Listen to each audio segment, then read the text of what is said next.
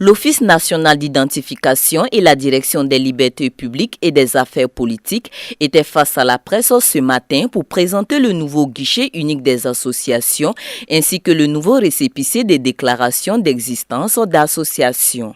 Paradoxalement, à l'ancien, le nouveau guichet unique des associations se veut un cadre de célérité et de modernité. Le guichet unique des associations qui est désormais un instrument moderne et unique qui permet de fédérer l'ensemble des structures qui sont impliquées dans le traitement des dossiers d'association.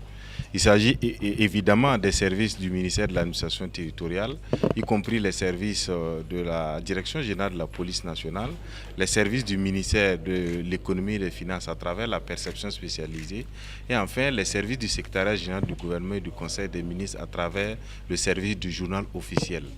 Quant à la nouvelle forme de récépissé des déclarations d'existence d'associations, il a été conçu par les techniciens de l'Office national d'identification qui, pour les concepteurs, est difficilement fraudable et cela au plus grand profit des acteurs du monde associatif. Ce nouveau récépissé-là vient en fait d'une base de données sécurisée. Et c'est à partir de cette base de données sécurisée, selon un schéma informatique bien conçu par l'ensemble des experts ingénieurs informaticiens de l'Office national d'identification.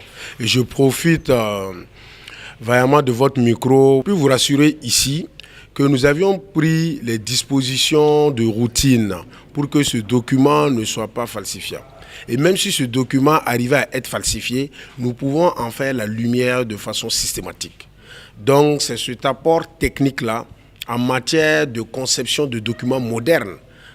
Comme cela a été dit tout à l'heure, nous ne pouvons pas comprendre aujourd'hui que dans un contexte de modernité, nous puissions encore être amenés à travailler de manière traditionnelle. Toutes ces innovations sont en prélude à la loi numéro 064/2015 CNT du 20 octobre 2015 portant liberté d'association.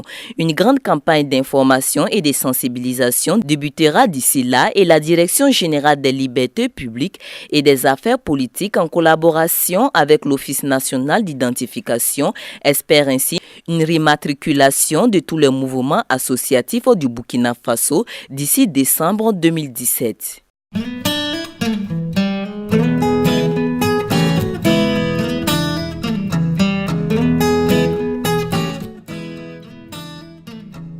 De prendre de l'argent, 800 000, 1 million pour dire que ton enfant sera admis. La brigade de recherche de gendarmerie de Ouagadougou a appréhendé 3 présumés délinquants. Premier délinquant qui se fait passer pour un tueur professionnel. Il arnaque ses victimes pour leur soutirer de l'argent. Voilà.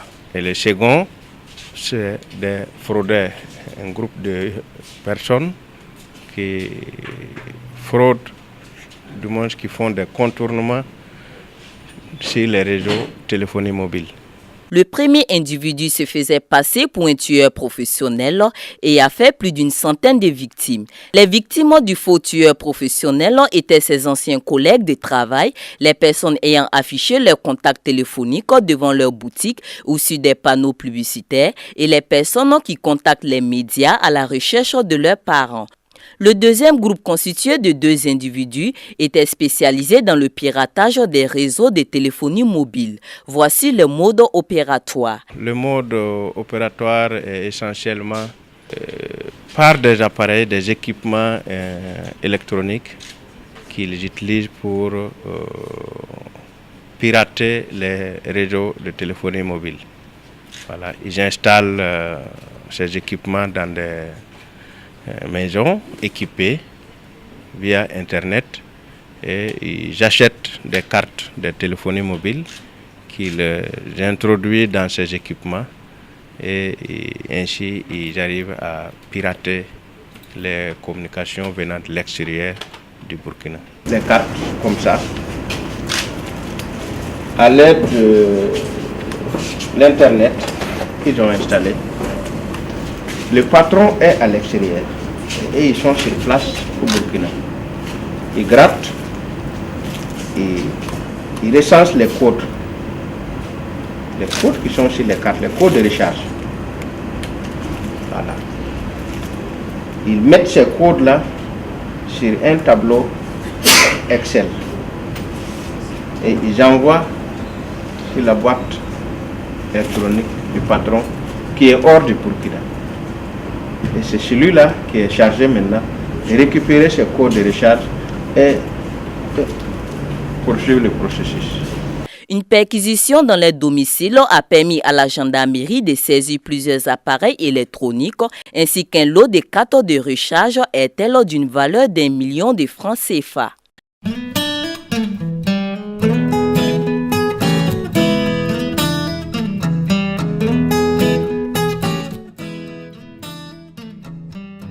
L'Institut des hautes études internationales met sur le marché de l'emploi des diplômés d'études supérieures en diplomatie et relations internationales au compte de l'année académique 2015-2016. Sur 12 candidats, on note 7 admis en politique internationale, 3 admis en droit international et 2 admis en économie et finances internationales, soit un taux de réussite de 100% avec 11 mentions bien et une mention assez bien.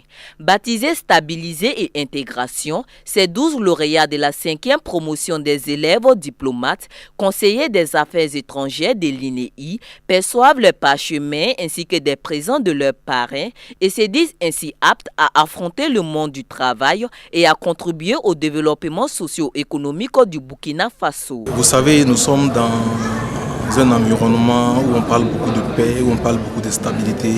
Nous comptons en tout cas à mettre à la disposition du Burkina Faso tout ce que nous avions appris au cours de nos années de formation pour qu'ensemble on voie comment on peut rendre ce pays plus stable de par la diplomatie, plus apaisé sur le plan diplomatique. Après 2 années de travail, du dur labeur, on ne peut que se réjouir du résultat final, justement qui est l'admission. Certes, il reste encore une autre étape, c'est-à-dire chercher du travail. Et nous allons prier, essayer de faire de notre mieux pour trouver de quoi faire afin d'être utile au pays. C'est surtout ça. Ce n'est pas seulement du travail, c'est un travail où on va se sentir contribuer au développement du pays. Le consul honoraire de la République du Togo à Ouagadougou, parrain de la cérémonie ici représenté, en plus du don d'un ordinateur à tous ses fioles, leur a prodigué quelques conseils pour mieux réussir dans leur mission.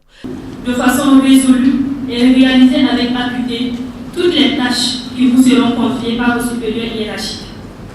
Soyez très patients, discrets et en toutes choses, que votre esprit de discernement vous dicte la conduite à tenir. Je vous recommande en plus d'avoir du bon sens et beaucoup de pondération dans vos actes et dans vos propos. Je voudrais enfin souhaiter une bonne carrière professionnelle à mes filles.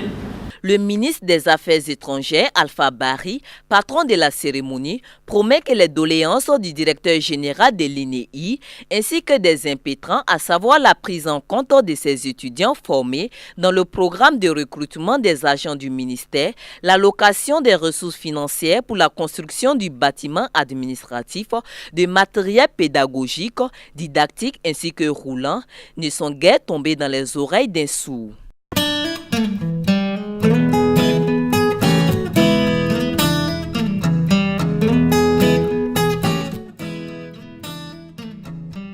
Et c'est parti pour une série de sessions de formation des acteurs de prise de décision des 13 régions du Burkina sur les méfaits de la drogue. Cette série de formations est initiée par le ministère de l'administration territoriale, de la décentralisation de la sécurité intérieure avec l'appui du secrétariat permanent national de lutte contre la drogue. C'est le gouverneur de la région du centre qui a présidé la cérémonie d'ouverture de cet atelier. Concerne certains acteurs de la lutte au niveau régional. Si je parle d'acteurs, il s'agit des autorités coutumières, religieuses, administratives et politiques. Et au-delà de ces autorités-là, nous avons convié les membres du comité régional de lutte contre la drogue, qui sont essentiellement les directeurs régionaux et certains membres d'associations ONG. Alors, nous ciblons le public jeune, c'est-à-dire les jeunes scolaires. Et nous avons voulu, à travers ces personnes ressources-là, donner l'information sur les méfaits de la drogue, afin que ces derniers soient les reflets auprès des jeunes et auprès des scolaires.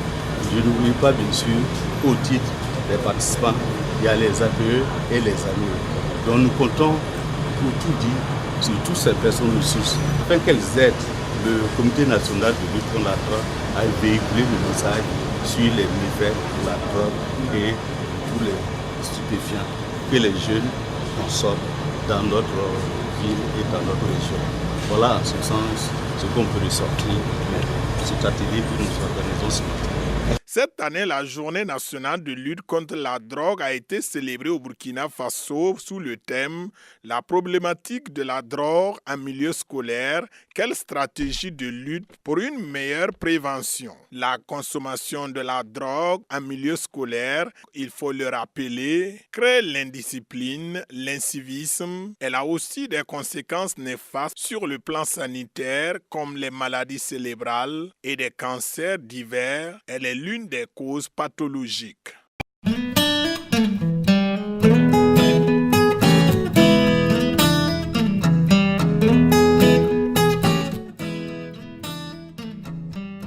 Le mouvement du peuple pour le progrès, le parti au pouvoir, est revenu sur les faits qui ont marqué l'actualité ces derniers temps au Faso. Et en croit le deuxième vice-président du parti, l'affaire dite du coup de fil du président du Faso, Roch-Marc Christian Kaboré, à l'ancien président Blaise Compaoré est une polémique qui relève de la diversion et de l'intoxication pour ternir le succès des accords de la 5e conférence du traité d'amitié et de coopération entre le Burkina Faso et la Côte d'Ivoire. Les dossiers de corruption, de détournement, des crimes économiques et de sang connaîtront leur épilogue d'ici 2017. La situation des juges s'est améliorée du point de vue du traitement avec les concessions qui ont été faites tout dernièrement. Il est entrevu également que les moyens qui sont mis à la disposition des juges pour connaître des dossiers importants comme ceux-là que nous avons cités ici, que ces moyens ne manquent pas à la justice pour qu'elle dise après il nous a manqué de moyens pour diligenter telle ou telle enquête. Vous avez vu que sur l'ensemble de ces dossiers, l'État avait mis à la disposition de la justice, au niveau des juges en charge des dossiers, le minimum de moyens nécessaires pour faire le travail. Le parti est satisfait des différentes actions du gouvernement et appelle à la patience. C'est vrai, les attentes sont fortes et les gens veulent qu'on aille à une vitesse beaucoup plus vite que ce qu'on constate aujourd'hui. Mais nous allons tenter de hâter lentement le pas. Hâter parce qu'il y a des attentes, lentement parce qu'il faut que les choses soient bien faites pour qu'il y ait une durée dans le temps et qu'on ne fasse pas des réalisations qui ne tiennent pas dans le temps. Alors, ceci dit, nous demandons seulement aux uns aux autres de soutenir le gouvernement de Paul Thiéba. Nous, en tout cas, nous, parti majoritaire, et la majorité dans son ensemble, c'est ce que nous faisons. Et le soutien ne manquera pas de ce côté-là, pourvu que le gouvernement puisse continuer à approfondir, à implémenter les actions au bénéfice des populations. Ni le MPP ni le gouvernement ne failliront devant les critiques car nous sommes comptables devant le peuple burkinabé, a laissé entendre Simon Compaoré.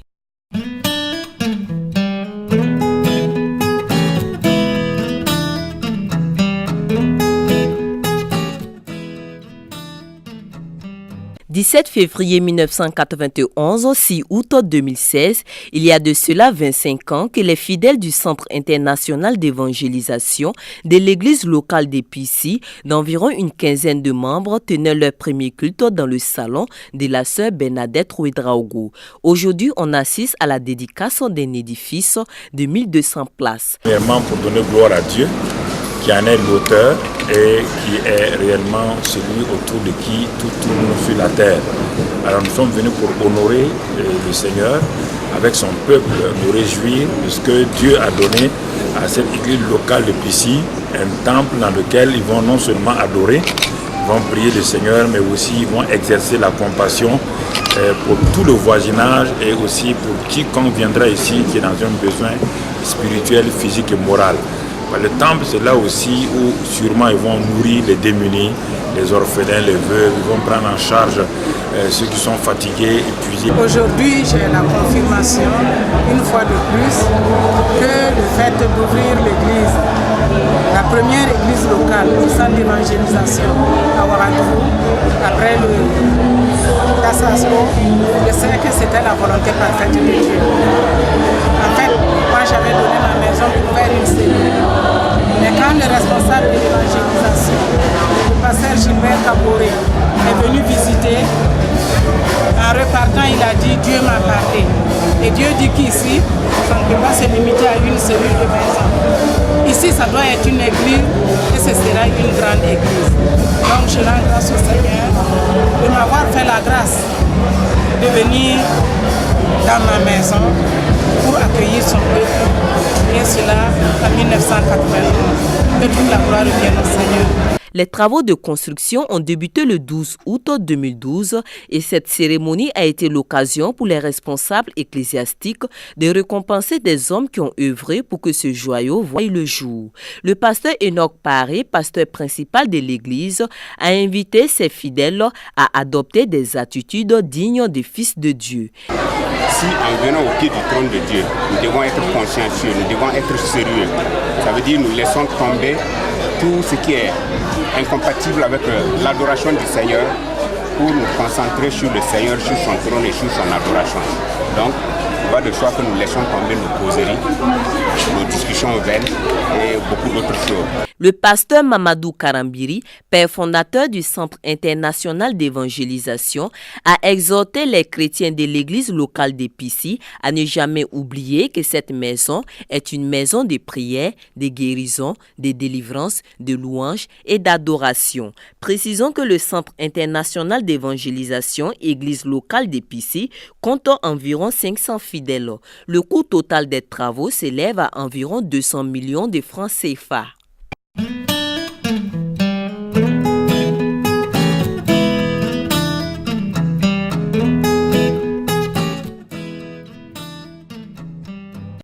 Contribuer à l'enracinement de la paix, du civisme et de la non-violence dans les écoles évangéliques pour une paix durable au Faso, c'est tout l'enjeu de cette rencontre qui réunit les représentants des établissements scolaires, parascolaires et universitaires du Burkina Faso.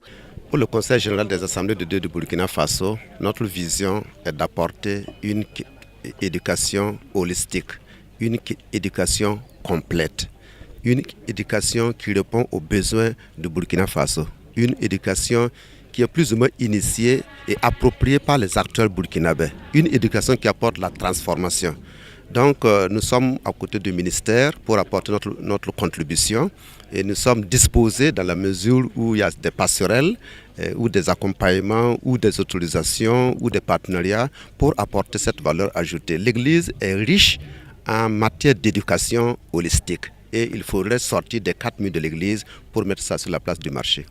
Placé sous le patronage du ministre de l'Éducation nationale et de l'alphabétisation, ce Conseil national des chefs d'établissement de l'Église des Assemblées de Dieu du Burkina Faso sera l'occasion pour les participants d'échanger durant 2 jours sur le thème « Les fondamentaux de l'enseignement évangélique, base du civisme, de la paix et de la non-violence en milieu scolaire ». Depuis 1948, l'Église n'a cessé d'être aux côtés de l'État, parce que vous le savez, la tâche d'éducation, l'État ne peut pas seul en être responsable.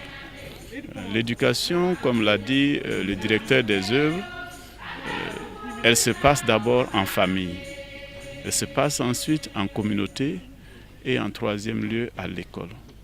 Au niveau de ces 3 théâtres-là, chacun doit jouer son rôle et chaque théâtre doit faire en sorte de corriger les écarts qu'il y a pu y avoir dans les autres théâtres. C'est en cela que cette rencontre d'aujourd'hui, qui est une formation pour l'ensemble des chefs d'établissement, est vraiment à saluer à sa juste valeur.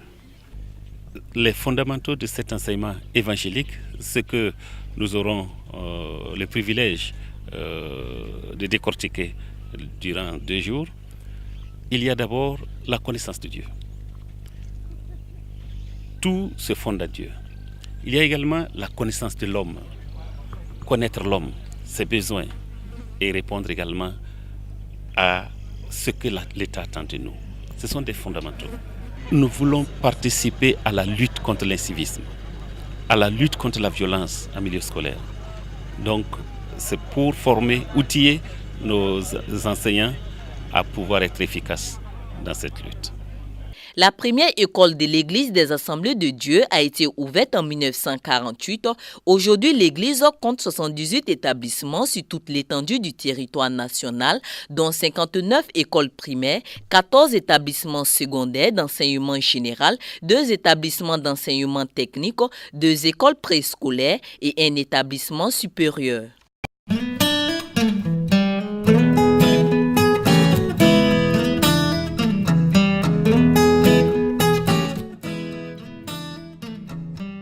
C'est par une soirée dîner que les hommes d'affaires du plein évangile ont clôturé la 7e convention nationale de la dite communauté et c'était le samedi 6 août dernier dans la salle Kilimanjaro du Siao. Durant 3 jours, les participants ont bénéficié des enseignements qui tournent autour du thème de la 7e convention nationale, la joie parfaite. Selon les organisateurs, c'est un pari gagné. Je dirais que ça s'est bien déroulé. Nous sommes vraiment contents, nous sommes vraiment dépassés parce qu'on ne s'y attendait pas, vu les moments difficiles que nous traversons. Et vraiment, ça a été vraiment un succès. Nos attentes ont été atteintes, je peux le dire, parce qu'au fur et à mesure que nous avançons, nous faisons un peu le bilan pour voir est-ce que les invités ont été satisfaits de la convention. Et nous cherchons aussi à voir si nous rentrons dans les objectifs que nous visons pour cette convention et nous voyons que nous sommes vraiment sur la bonne voie. Cette convention de la communauté internationale des hommes d'affaires du plein évangile était patronnée par le Premier ministre Paul Kabatieba, chose qui n'a pas laissé indifférent le président de la communauté internationale des hommes d'affaires du plein évangile de la Côte d'Ivoire, qui nous traduit ici sa satisfaction. C'était un réel plaisir. D'abord, on a pu voir l'effort que la communauté internationale des hommes d'affaires du plein évangile section Burkina est capable de faire. Déplacer le Premier ministre de la République n'est pas une chose amusante. Et nous nous réjouissons en notre qualité de ce que le Burkina, la section du Burkina, ait pu toucher le sommet de la hiérarchie de la nation. Autrement, on ne serait pas dans une joie parfaite. Aussi, comme vous le constatez, il y a eu au cours de cette convention des interventions qui ont été extrêmement édifiantes. L'orateur principal qui a traité avec brio. Nous sommes dans 160 pays à travers le monde entier. Et quand nous nous rassemblons et que nous donnons une dimension internationale alors que c'est une convention nationale, ça veut dire que les leaders ont une vision mondiale. Et je voudrais me réjouir pour le président Adama Fomozele Zala, architecte, président national du Full Gospel Burkina Faso. Ce n'est pas pour rien qu'au nom des 70 membres que compte le conseil d'administration mondial, sur un total de 160 pays, il a été nommé comme membre à part entière de ce conseil d'administration international. Désigné pour traiter le thème la joie parfaite, le pasteur venu de la Côte d'Ivoire a donné un message de clôture très pertinent. La vision s'explique comme étant la conception qu'on a des choses de la vie, ou comment nous comprenons les choses, comment nous les regardons. Et quand nous avons conscience des choses, alors elles se réalisent. Et j'ai pris l'exemple d'une personne qui a bâti une maison. Elle conçoit la maison dans sa tête. Ensuite, il va avoir un architecte qui traduit par un schéma la maison. Et ensuite, la maison voit le jour. Mais la maison existait dans son esprit, avant qu'elle se matérialise dans le monde naturel et physique. Donc, j'expliquais que la joie parfaite est d'abord intérieure. Et le succès est d'abord intérieur. Et ensuite, il se manifeste avec le temps lorsque nous passons à l'action. Parce que la foi, dit la Bible, est la ferme assurance des choses qu'on espère et une démonstration des choses qu'on ne voit pas. Alors, comment démontrer des choses qu'on ne voit pas? C'est-à-dire que la chose qu'on ne voit pas, en fait, existe, mais existe dans le monde spirituel. Et c'est le but de la foi, de ramener ce qui est invisible dans le visible. Mais j'ai aussi insisté sur le fait que les chrétiens que nous sommes doivent connaître la joie parfaite. Ils sont faits pour prier. Quand Dieu nous demande de prier, d'être la tête et pas la queue. Et la joie parfaite ne peut se réaliser que si les chrétiens prennent effectivement leur place, c'est-à-dire à mesure d'occuper tous les postes de responsabilité et surtout être modèle et être top. Le président national de la communauté internationale des hommes d'affaires du plein évangile nous fait le point de la 7e convention et les perspectives de la communauté. La convention s'est bien déroulée. Avant la convention, nous avons demandé un certain nombre de choses au Seigneur et nous avons vu l'accomplissement de ces choses-là. Le Seigneur a intervenu afin que la convention ne soit pas troublée.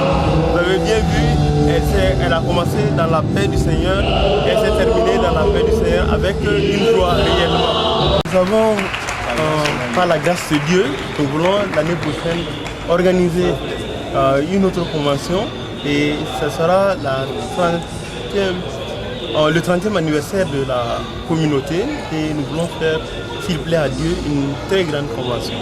Rendez-vous est pris pour 2017 où la communauté internationale des hommes d'affaires du plein évangile, section du Burkina, va célébrer son 30e anniversaire. Voici mon ami, le plus fidèle. Il est juste à l'entrée de la porte. Et puis j'entends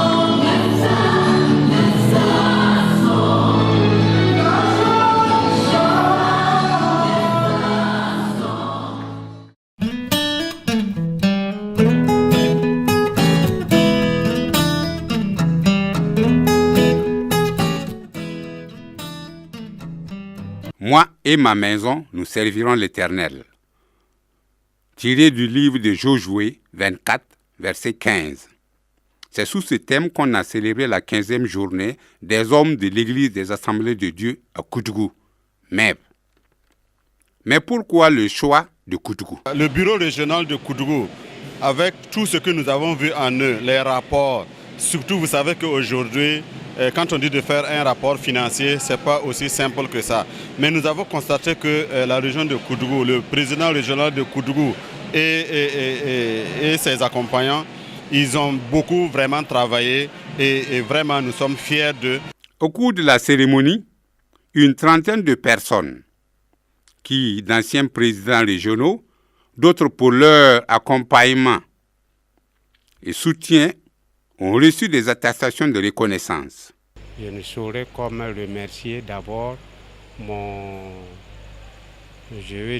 pasteur principal, parce que c'est grâce à lui que j'ai cette distinction. Parce que lui qui est venu me demander si je pouvais, avec M. Jérémy, qu'on puisse essayer d'aider pour que le maire puisse être à Léo. Les hommes âgés, en tout cas, ils ne savent plus comment ils vont vivre. Maintenant, quand on a été installé la MEV, mais aussi, en tout cas, ça aide beaucoup la région de Guelwanger. Je vois que vraiment, c'est commencé à développer la région de Guelwagon. Maintenant, je suis très heureux. Je vois qu'en tout cas, la MEP, ça aide beaucoup. C'est ici que j'ai su qu'on voulait m'encourager de l'œuvre que j'avais faite depuis il y a longtemps. Et comme le thème interpelle à l'engagement de chaque homme, en prélude à la journée et selon le programme d'activité du bureau régional de la structure des hommes, MEP, outre les 37 personnes qui se sont données au Seigneur lors de la campagne d'évangélisation, 19 couples ont régularisé leur situation matrimoniale.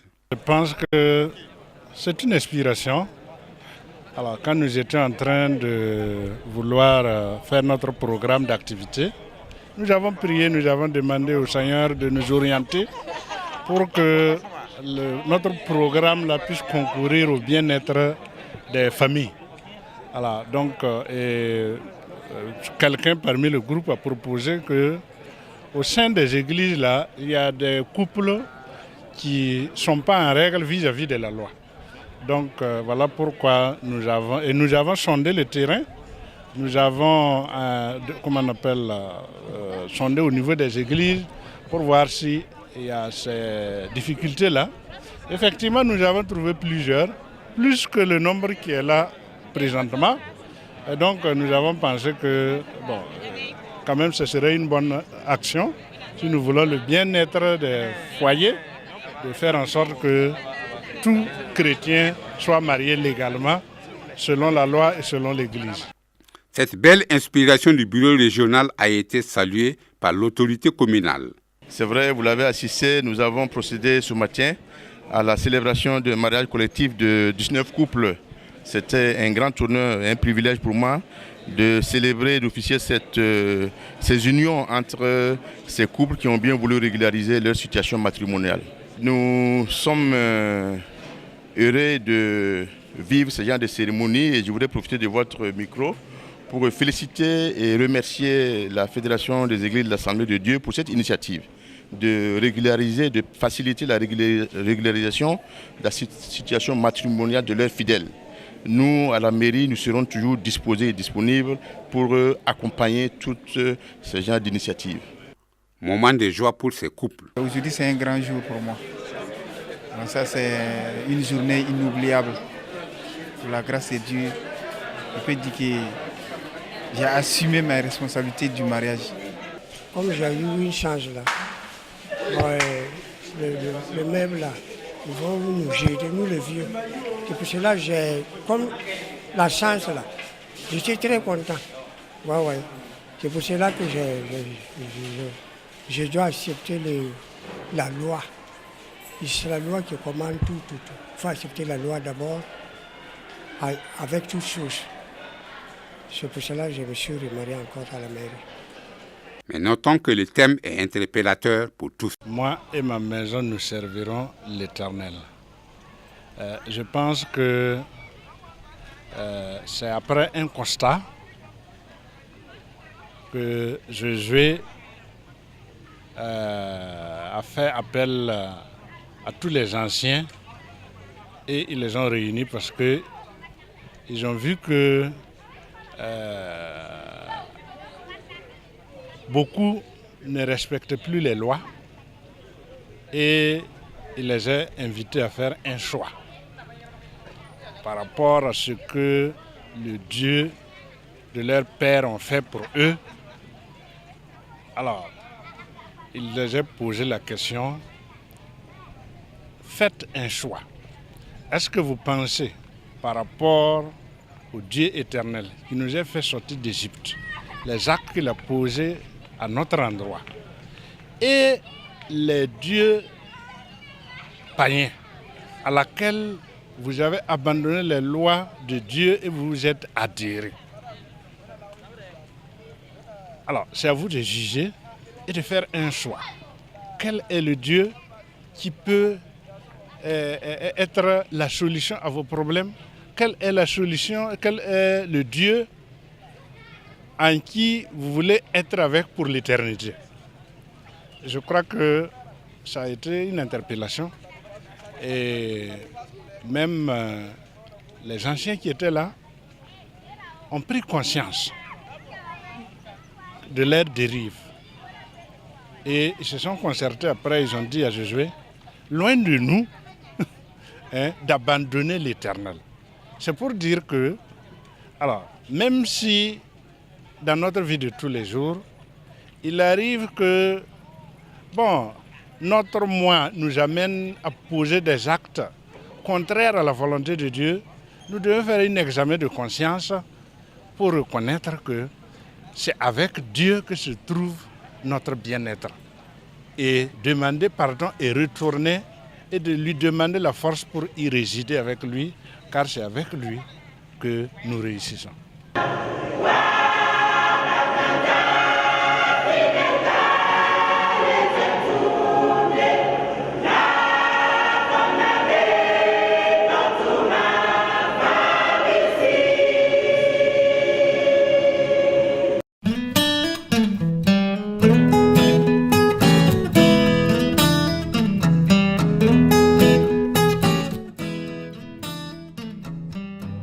Le premier regard que je fais est que le MEB progresse. Et ça, c'est visible. Donc c'est une joie pour moi de les accueillir également au sein de notre église ici à Koudougou. Et voir toute la croissance que le MEB prend, l'ampleur de son travail. Et vu tout ce qui a été fait ici, je vois que le MEB a un grand avenir. Et je prie que Dieu continue à les guider, à leur donner de bonnes visions, parce qu'en tant qu'hommes, ils ont beaucoup de responsabilités. Alors je prie que le Seigneur continue à les guider, à leur donner de la vision nouvelle pour pouvoir encadrer effectivement les hommes qui sont à l'Église.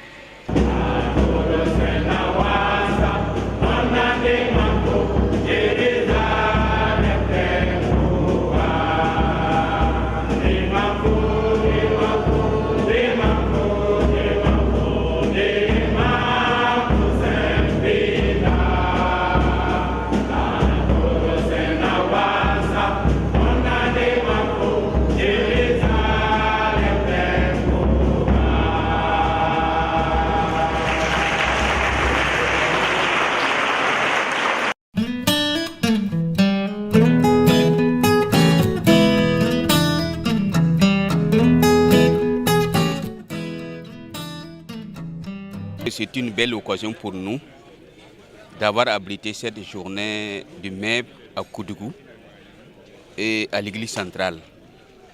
Cette opportunité nous offre encore beaucoup de possibilités parce que le MEB est venu donner un impact assez profond à la région, que ce soit au niveau des structures, que ce soit au niveau du corps pastoral. Ils sont venus nous démontrer une manière de collaborer. Et cette collaboration, notre souhait est que cela se répercute dans toutes les régions. Parce que si le MEB arrive à organiser une journée dans une région, il faut que cette région-là se mette debout pour qu'il n'y ait rien qui puisse réellement les nuire dans leur épanouissement spirituel. Et notre joie est grande pour avoir réuni tout le monde venant des divers horizons pour que cette célébration soit en tout cas les plus réussies. Nous sommes très reconnaissants au Seigneur et au nom de toute la région, nous voulons remercier le MEB national, régional et les autres MEB qui se trouvent dans toutes les régions. C'est une bonne initiative